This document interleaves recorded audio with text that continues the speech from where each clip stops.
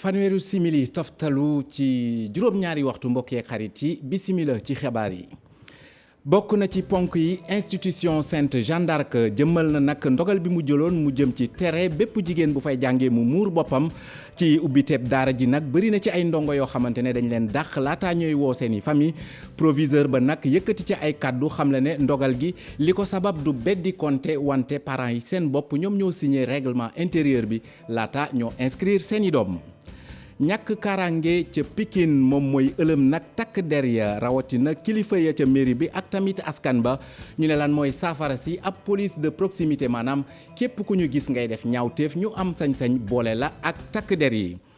ña ca caabi féetee ginnaaw ak li jëwriñ ji ñu dénk wàllu yoon wax xam le ne Sénégal ñu nga jëm ca bracelet électronique lu ni mel naka la ko acteuru justice bi gisee bu fekkee ne ñenn ñi nag jàpp nañ ne dina tax ba kaso yi ñu wàññi askan ba fay nekk ñeneen ña ca des nag jàpp ne bracelet électronique ngir def ko ci réew mi lu jafe lay doon ndaxte ay milliards yu bëri ci suñuy koppar dina ci dugg.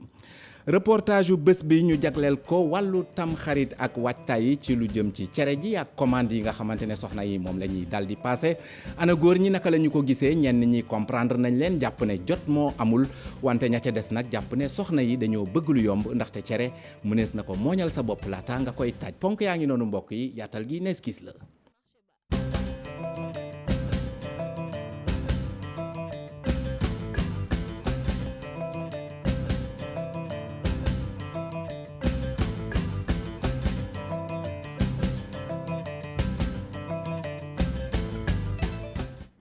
asalaamaaleykum mbokk yi xarit yi ñi seetaan dal leen ak jàmm ci ëttu xibaar yi ñu ngi koy door rek mbirum Adama Gaye journaliste bi nga xamante ne ñu ngi ko doon toppee délit d'offense au chef de l'État tey jii ci àllarba ji nag jàkkaarloo na ak juge bi ci lu jëm ci fond wu dossier am ku ñu ko xamal di maître Khoureyssi Ba di kenn ci ay avocat am mu jàpp ne nag kon li jëm nag ci demande de liberté provisoire bu njëkk bi ñu dugaloon nee na nag dañ leen ko lankalal te tey jii lañ leen ko notifié wante du ca yam nee na dina dugalaat beneen wante lu jëm ci interjeté appel moom du ko def moom jàpp ne nag Adama Gaye lépp loo xamante ne moom lañ koy toppee te mu fekk moo ko def nee na Adama Gaye nangu na ko wante lépp loo xamante ne du moom nee na du ko nangu tey du ko nangu ëllëg lem ca teg nag moom mooy compte Facebook am dañ ko piraté moom maître Khoureyssi Ba jàpp ne fi mu toll nii mbir yi Adama Gaye leer na bu baax a baax ci juge bi. niñ leen ko waxee ci bopp xibaar yi institut Sainte Jeanne d'Arc mujj na nag jëmmal ndogal bi mu jëloon mu jëm ci tere lépp loo xamante ne moom mooy hijab ci ubbiteeb daara ji nag kon bëri na ay ndongo yoo xamante ne daf leen a dàq laata ñuy woo ci seen i parents wante nag loolee nag ñoom ñu ngi koy ñaawlu ñoom ndongo yi ak seen i waajur jàpp ne nag autorité yi ngànk wàllu éducation war nañ leen ci jàppale ba lu ni mel ñu saafaral ko ñu teewlu ci reportage yu Maguette Gaye. kaaraange gu jéggi dayoo romb buntu l'école ba doon lu jafe institution Sainte Jeanne d'Arc jug ngir appliquer règlement intérieur bu yees bi mu taxawal lu jege fanweeri ndongo yu muuru ñu expulsé leen àllarba bi dajeek ubbite l'école bi kenn ci ndongo yi nu dàq ne gàcce ak naqar la am gannaaw bi la dogal. Aujourd'hui, pendant qu'on était dans le rang pour monter en classe, on nous a pris de... tey nag bi ñu ñëwee comme d'habitude dañoo dem bokk ci rang yi waaye ñu xamal ni rek ñun amuñu droit taxaw foofu ñu daal ñuy mettre de côté daal di nag commencé di jokkoo ak suñuy wajur ay heure sax ñu daal taxaw di leen xaar de pourtant ñun ñooy principal concerné yi ñu ne ñu benn huissier moo fi nekk ngir rek daal di interroger suñuy parents ndaxte ñoom lii di institut Jeanne d'Arc ñoom dañu xamale woon ni dañ fi tere li nga xam ne mooy port voile ñu ne ñu nag bu fekkee nag nanguwuñu li nga xam ni mooy seen bëgg-bëgg nañu daal di génn école bi daal ñuy humilier nag ci suñu kanamu xarit de pourtant ñun yàgg nañ ci école bi plus de 10 ans ñu ngi fii. avec qui on est depuis près de 10 ans. waajuru ndongo yi nu fa fekk ne danoo jommi ci ndogalu l'école bi ñuy woo kilifa yi ñu jël yëf yi en main te woowaat njiitu l'école bi ñu delloo ci waat seen xel. mais ñu engagé wu ba pare xale yi commencé di jàng fii ñu xëy un bon jour nañu xale yi dootuñu dugg ci école bi loolu man comprendre ma ko. dañ ma proposé ne ma xale bi nañ ko jëndal ay perruque pour ñu tegal ko loolu lañ ma proposé. que état moom ministre bi moo waroon ñëw lii ñu doon def yëpp moom rôlam la ñoom ñoo waroon ñëw jàkkaarloog ñii carrément xamal leen ni fii suñu dëkk la duñ ñu fekk suñu dëkk dañuy imposer seen ay loi. noonee itam la ñaari ndongo yi xalaatee solidarité bu mat sëkk la ñu wane jëmale ci seen camarades yi nu dàq ñu jàpp ne ndogal bu mënoon a ñàkk la. ñun ñëpp ay musulmans lañ je pense que décision boobu nag waruñu ko jël parce que fii dafa am ay ay hommes de religion yu mag quoi en plus même si c'est une école chrétienne même si c'est une école française et tout ça on waruñoo fàtte ni que Sénégal nañ nekk. imaginez élèves yi nekk fii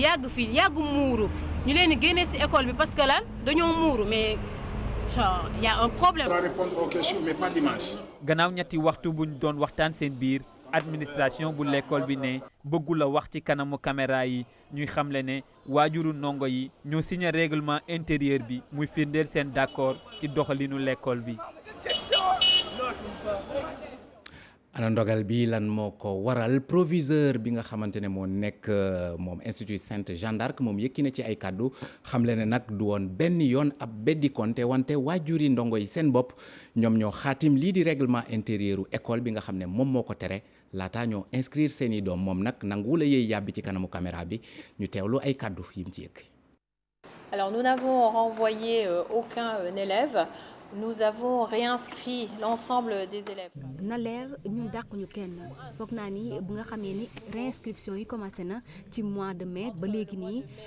dafa am ay règlement intérieur yi nga xam ni teg nañ ko yu yees yu nga xam ni teg nañ ko ci biir école bi famille bu nekk nag bu nga ñëwee jox nañ la nga lire ko de bi nga ko lire tamit validé nga ko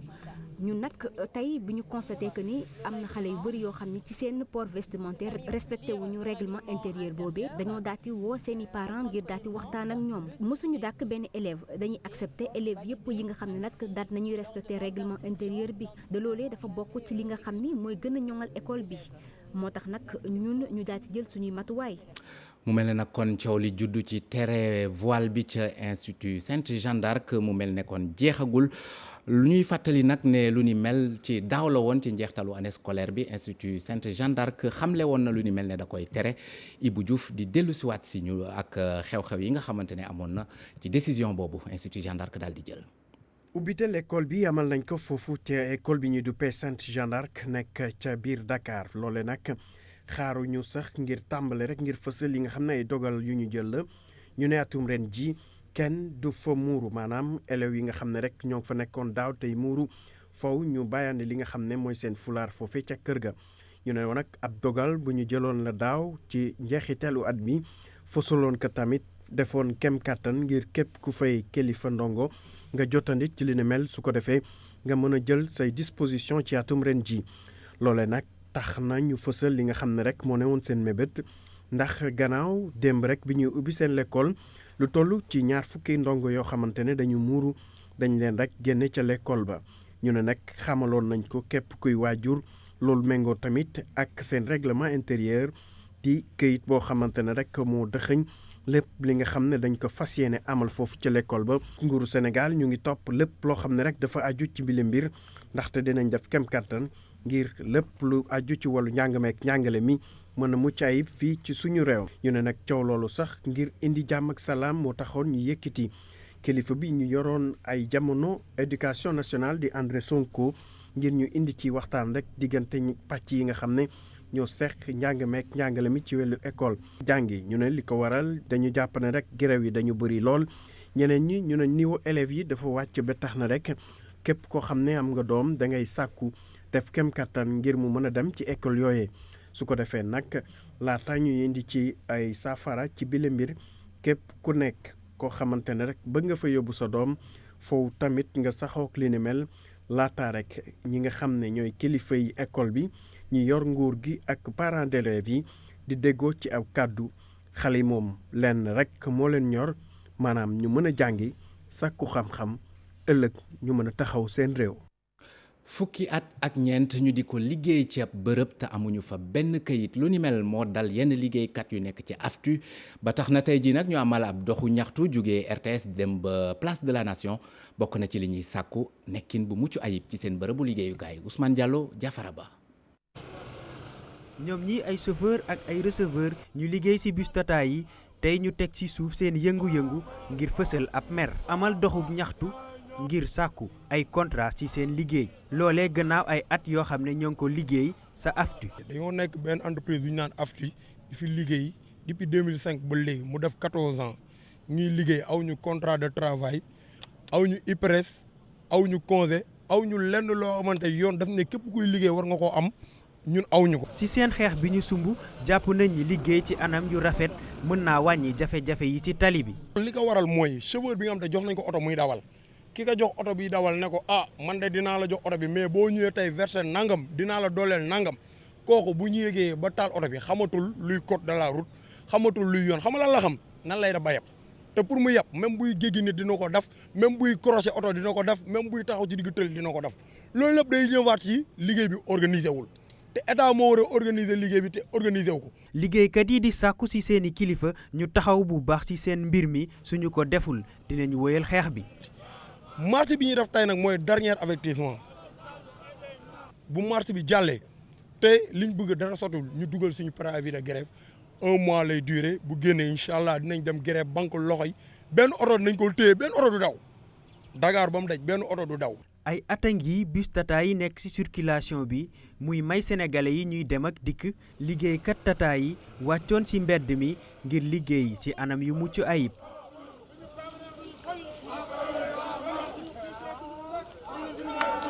ñi caabi féete ginnaaw anam ya ñu nekkee ca kaso ya jéggi na dayoo lu ni mel du samay kàddu mouvement Frapp France Dégage ak mouvement Y'en a marre ñoom ñoo xamle lu ni mel ci seen jàkkaarloo ak taskatu xibaar yi. bokk na ci leneen lu ñu gën a naqarlu mooy jëwriñ ji ñu dénk wàllu yoon kàddu yi mu yëkkati ba mu demee Rëbës wax ne détenu yi dañ ko doon tàccu. ñu teewlu ci reportage Kumba Matlo ak Thierno Laurent Mendy.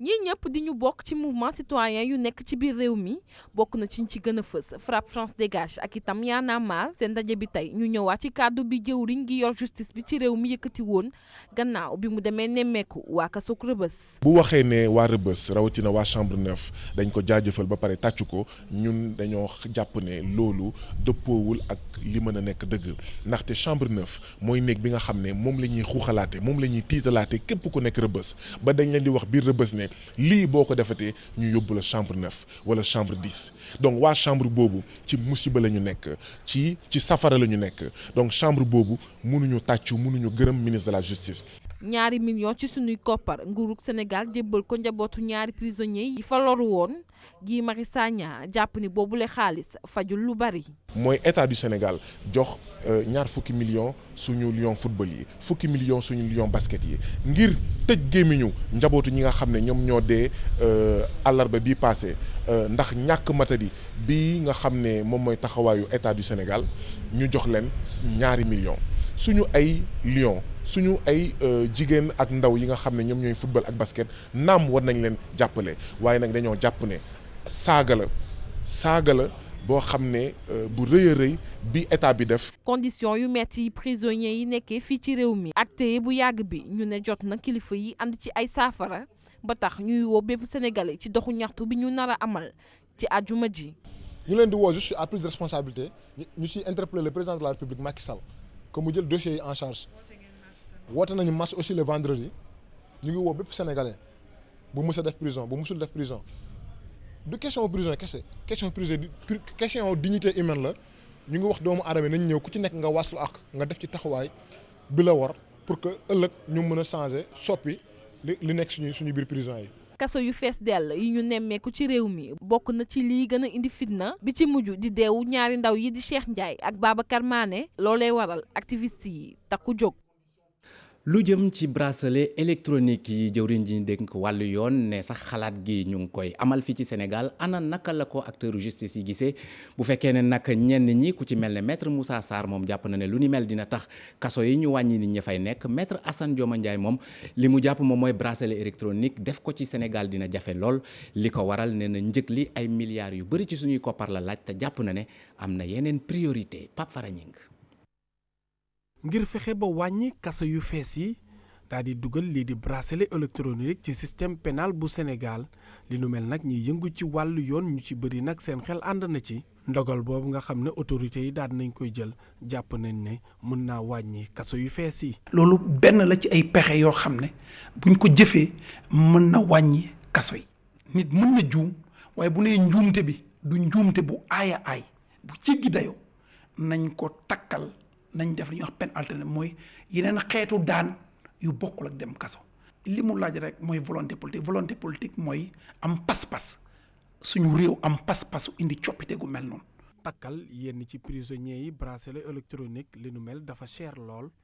te def ko ci réew yu mel ni Sénégal dina jafe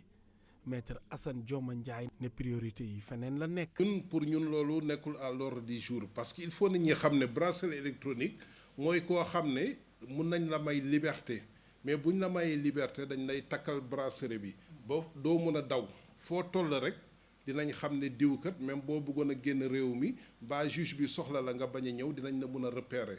Une récente étude a montré que ça coûterait même pour un nombre réduit plus de 5 milliards. ñaar ñii di yëngu ci wàllu yoon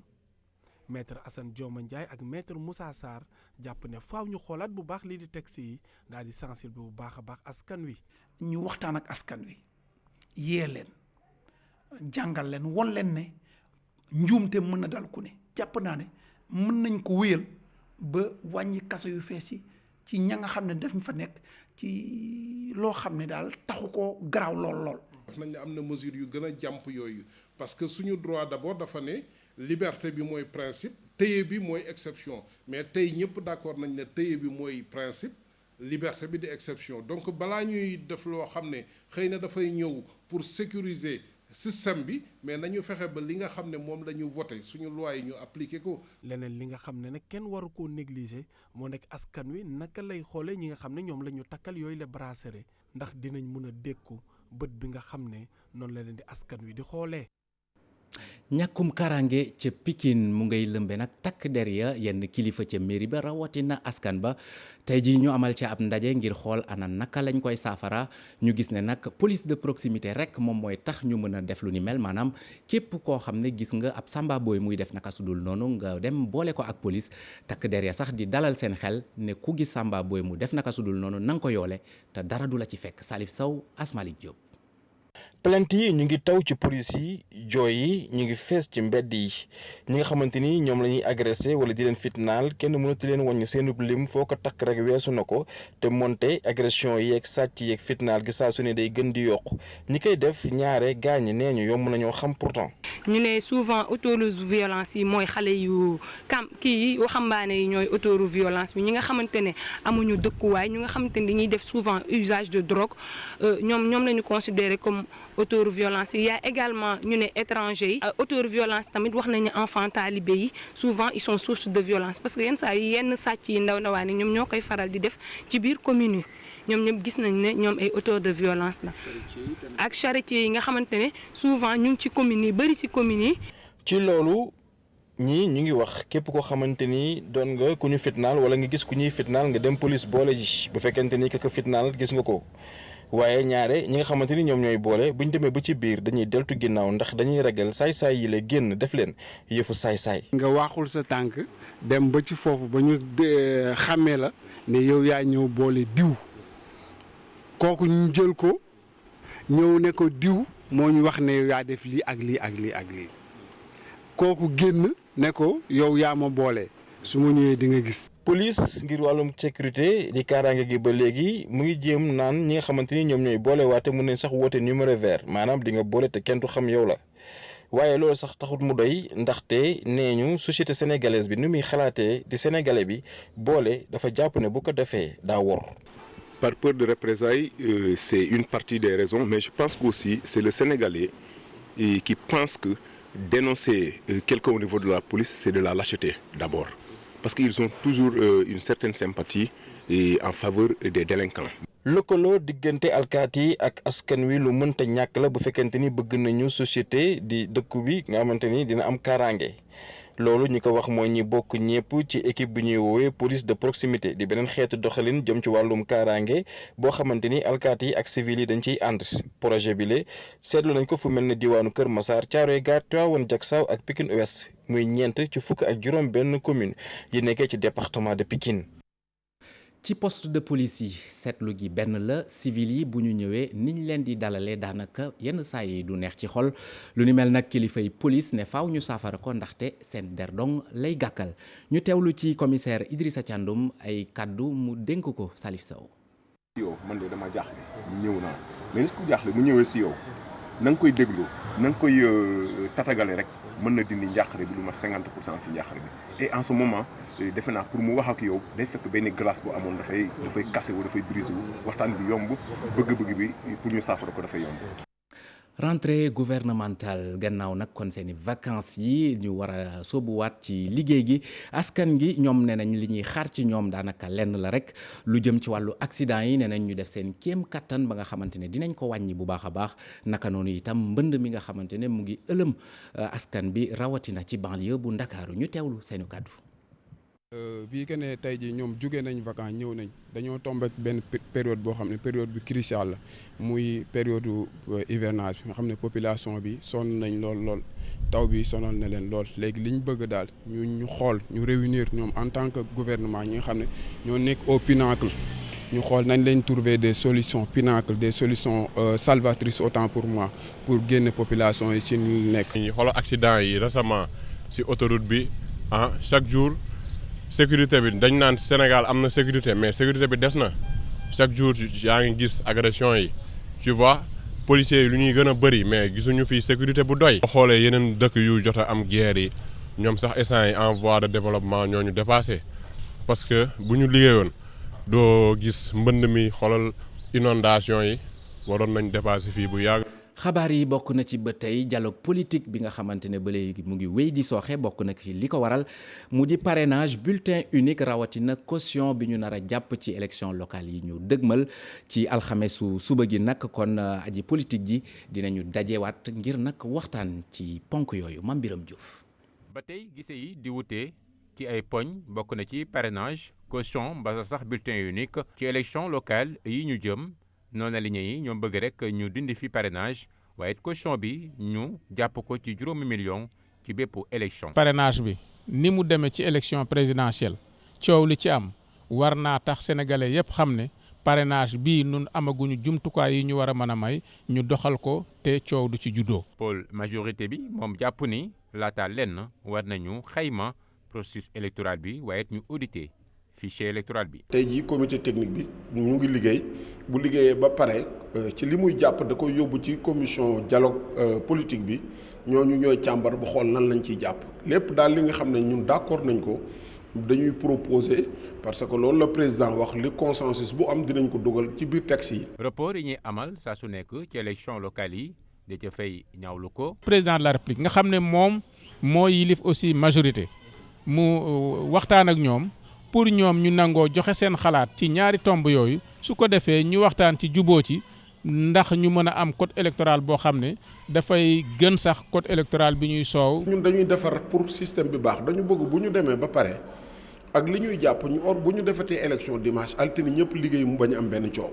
te loolu nag acteurs yëpp ñoo ci d'accord. lu ñeel kàddu yi nga xam ni Mamadou Lamine Diallo président mouvement Tekki yëkkati na ko ne président Macky Sall bëgg na nag kon diviser opposition bi yëkkati ay fonds politiques yu toll ci 2 milliards jox ko chef opposition bi ngir kat ñu noppi ci coow li ñeel gaz ak pétrole da ca fay tey lool ci mbir mi. xëy na ñiy wax loolu toog nañu ak président ba président jox leen xibaar boobu moo tax comme nun amuñu xibaar bi ci commission politique bi nun mënuñ ci waxtaan waaye mën nañu jàpp ne 2017 ba léegi ñu ngi waxtaan ci mbir mais day mbir mu xaw a jafe. moo tax ñu wax ne comme mbir mu am solo la pour dëgëral démocratie nañu continuer waxtaan bi suñu biir. liggéey commission bi sëgg ci dialogue politique bi di wéy alxames bi nag mboolem acteurs yi ñu woowaat leen ngir ñu wéyal waxtaan yi. xibaaru bés bi waxoon naa leen ko sànq wàllu tamxarit lañ ko jagleel ak waajtaay ñel cere ji seetlu gi moom mooy soxna yu ci bëri dañ koy santaane ji maanaam ay commande loolee nag naka la ko góor ñi gisee ñenn ñi jàpp ne nag jot moo amatul wante ñi ci des jàpp ne soxna yi jamono ji lu yomb la ñu bëgg ndaxte cere mënees na ko defaral sa bopp mooñ ko taaj ba lépp yemb ñu teewlu ci reportage Maguette Soirée Diallo ak Papa Sangone Mbaye. tam xarit suñ ko déggee xel yépp day dem ci cere ak nuñ koy defaree mu nekk ab liggéey bu xaw a jafe bu njëkkoon jigéen ñi bëggoon ko lool waaye léegi soxna yi leen gënal mooy daal di def ay commande ngir mën a am seeni produits yi ñu soxla. affaire bi moo changé rek même boo demee ci village yi léegi di kii yooyu yëpp léegi dafa changé yow yaa daan soqal sa bopp yaa daan walal sa bopp yaa daan defal lépp sa bopp